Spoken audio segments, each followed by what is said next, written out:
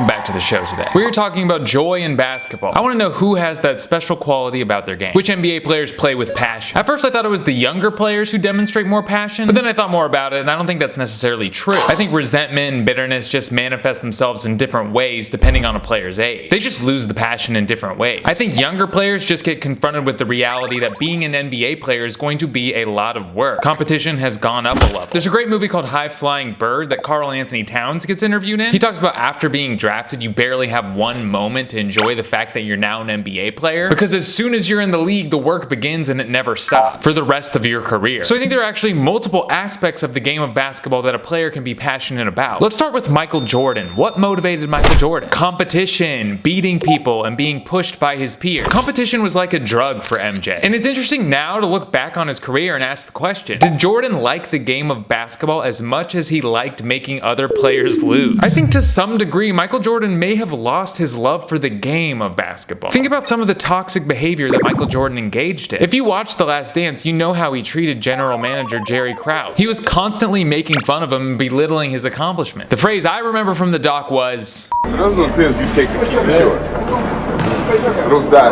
He also punched his teammate Steve Kerr in practice. He punched his teammate Will Perdue in practice. Him and Scottie Pippen bullied Tony Kukoc in the 1992 Olympic Games in a blowout against Croatia as a proxy way to bully Jerry Krause for selecting Tony Kukoc. Then he made a documentary 20 years later just to remind everyone how bad they were and how great he was. I'm not a Jordan hater, this just happened. Here's the thing, all of MJ's teammates fondly remember playing with him. All these dudes glaze Michael Jordan every single podcast they're on. The only reason that Scottie is pissed is because the way he was portrayed in the documentary. So even though being on a team with a psychopath is non-stop suffering, they still believe that being on a team with Michael Jordan and being a part of that Bulls team was a privilege. Steve Kerr looks back at the time that he got punched in the face by Jordan and thinks about how the experience ultimately brought them together to bond on the fact that they both lost their fathers. But I'm sure at the time when he got punched in the face, he thought, ow, what the what's the matter with this dude? Because MJ's teammates were able to leave the tormented psyche of Michael Jordan when their time with the Bulls was over. But MJ couldn't. It's who he was. MJ was cursed by the competitive nature that made him the greatest basketball player of all time. You tell me, who looks like a more happy, content person? Chuck, who never won a championship, or Michael Jordan, who won 6? I heard Shaq say something really interesting on his podcast. Winning is boring. It really is. So when you don't have the championships you fight for, then when you get that first one, well, that was luck. Then you get the second one. Bet you can't do it again. Then you get the third one, then you get traded, then you get the fourth one. Like, when is it enough? I don't think Shaq is flexing here. And I would have to imagine Michael Jordan retired 3 times in his career because he was getting bored. The first 2 times he retired were after 3-peats. I think it's fair to say that Michael Jordan wasn't getting what he wanted from basketball. Competition. I think that's why you have players like LeBron James who always talk about the comparison between him and MJ. Because once you win a championship, all that's really left is establishing your place in history. And if you're LeBron James, you have a chance to put your place in history as the greatest of all time. Your career is more about contextualization than anything. We'll get back to that later. I want to stay on LeBron. Well, LeBron and JJ Redick. I've been watching their podcast a lot lately. And holy hell, I have no idea what these guys are talking about. I'm not following a quarter of what these men are saying, but I enjoy listening to them say it. I love hearing anyone talk about something that they're really passionate about. Both of these dudes have a categorical memory for every game in their career. They can remember a random game from 10 years ago where they made the wrong pass. So I think for LeBron and JJ, their passion comes from the game of basketball itself. The plays, the styles, the rules, everything. These guys basically know every player on every team's name. They know all the coaches, they know the assistant coaches, they know the refs. They can predict plays before they even happen. These dudes are obsessed. And I see this a bit with young players now too. You'll see Trey Murphy or Jalen Williams on JJ's podcast breaking down OKC's adjustments or pick and roll defense or whatever.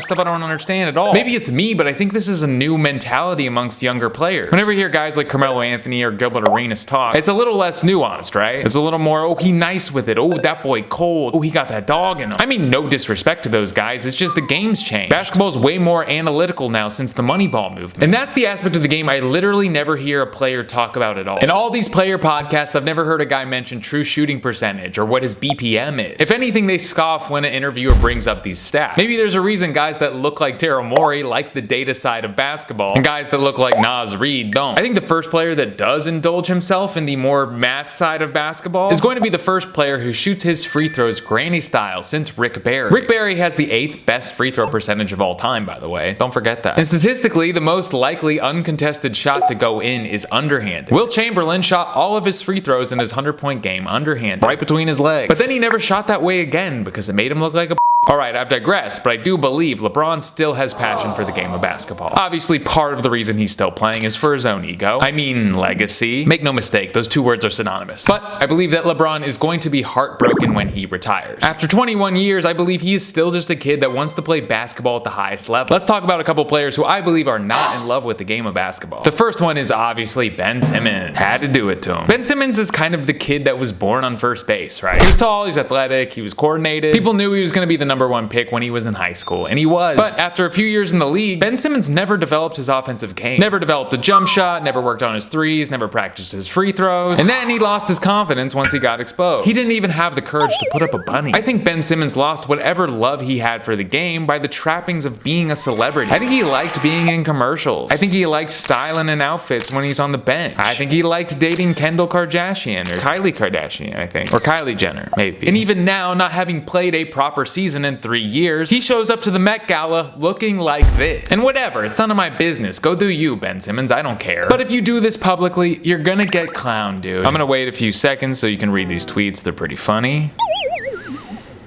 It's like calling in sick to work, but then you show up at the bar that all your coworkers go after work. This is how Ben Simmons sees himself, not like this. I think Simmons craves praise. He's not getting praise anymore by playing basketball. And what's getting him praise now is wearing cool outfits like this, I guess. I don't know. I'm done with Ben Simmons, alright? Now, Jordan Poole, I believe, is motivated by creating this identity for himself as some sort of stylish, cool basketball player like Allen Iverson, playing flashy basketball and prioritizing that over winning. There are entire compilations of Jordan Poole doing foolish things out on the court. Airballing a pull-up 3 from deep, off the backboard oop in a blowout when his team was losing, having a full-on conversation while his coach was drawing up an inbound play, or burning the clock when his team was down. Okay, one more. Here, he beats Cade Cunningham. Alright, good for you, Jordan Poole. But then he stares him down, and then he showboats the finish and gets blocked. Jordan Poole is not content being a player in a system. He wants to be a star, but he does not have the skills to be a star player in the NBA. The player I want to close on is my favorite player, Nikola Jokic. Sorry, LeBron. Because I hear a lot of people talking about him being a joyless basketball player, and that he doesn't care about the game, which I totally understand, because it definitely appears that way at times, right? But I think Jokic just cares about the game when he's playing the game. He's not into the whole narrative of the NBA. Jokic isn't the type to indulge an interview on where he fits in the hierarchy of greatest players of all time. Even after he won the finals, he simply talked about the game, gave the Heat props, and he moved on. And of course, he's not trying to stick around for the parade.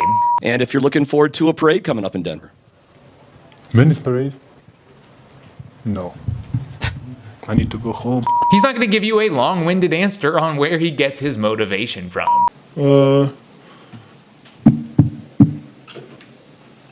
That's a good question, my friend.